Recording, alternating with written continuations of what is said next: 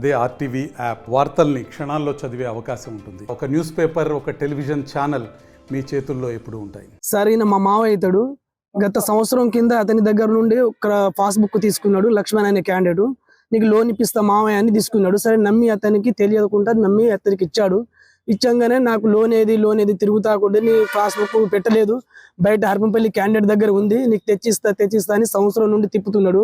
కానీ అతనికి రెస్పాన్స్ అనేది ఏం లేదు, డబ్బులు ఇవ్వలే, లోన్ కాలే.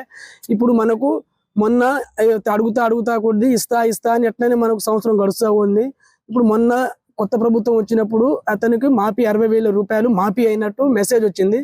మాకు లిస్టులు వచ్చేసరికి అతను నేను లోనే తీసుకోలేదు, నాకు ఎట్లొచ్చిందనే కంగారులో ఆయన బ్యాంకుకు రావడం, మా ఇద్దరు తీసుకొని రావడం జరిగింది. మేము ఫీల్డ్ ఆఫీసర్ మేనేజర్ దగ్గరికి వెళ్తే ఫీల్డ్ ఆఫీసర్ దగ్గర వెళ్ళండి అని చెప్పారు. ఫీల్డ్ ఆఫీసర్ దగ్గరికి వెళ్తే సార్ మాకు ఇట్లా ఆయన తీసుకోలేదు, ఆయన సంతకం లేదు, ఆయన ఏం లేకుంటే ఆయనకు లోన్ ఎట్లా శాంక్షన్ అయింది సార్ అని మేము అడిగేసరికి కాదబ్బా ఇది అకౌంట్ నుండి లక్ష్మణ్ అనే క్యాండిడేట్ ట్రాన్స్ఫర్ చేయించుకున్నారు 60,000 రూపాయలు అని మాకు తేలిందండి. అయితే మేనేజర్ దగ్గరికి వెళ్తే మేనేజర్ ఒక పేపర్ రాసియండి అని మాకు చెప్పారు. మాకు ఈ క్యాండిడేట్కి రైతుకు మా మామయ్య అనేటువంటి న్యాయం జరగాలని కోరుతున్నామండి. లక్ష్మణ్ బొక్కు తీసుకోపోయింది సార్. బొక్కు తీసుకుపోయి నాకు లోన్ ఇప్పిస్తా అని బొక్కు ఇప్పించలేదు. లోన్ మాఫీ అండి 60,000 తీసుకున్నాడు, ఎత్తుకొని పోయింది సార్. హైదరాబాద్లో ఉన్నాడు ఆయన. నాకు డబ్బులు ఇవ్వమంటే డబ్బులు ఇవ్వలేదు, బొక్కు ఇవ్వలేదు. 60,000 తీసుకున్నాడు సార్. ఇక రుణం మాఫీ అని తెలిస్తే నేను ఇక్కడికి వచ్చిన సార్. మరిన్ని వీడియోస్ కోసం ఛానల్ ని సబ్స్క్రైబ్ చేయండి, లేటెస్ట్ అప్డేట్స్ కోసం వాట్సాప్ ఛానల్ ని ఫాలో చేయండి అండ్ లింక్ డిస్క్రిప్షన్ లో ఉంది.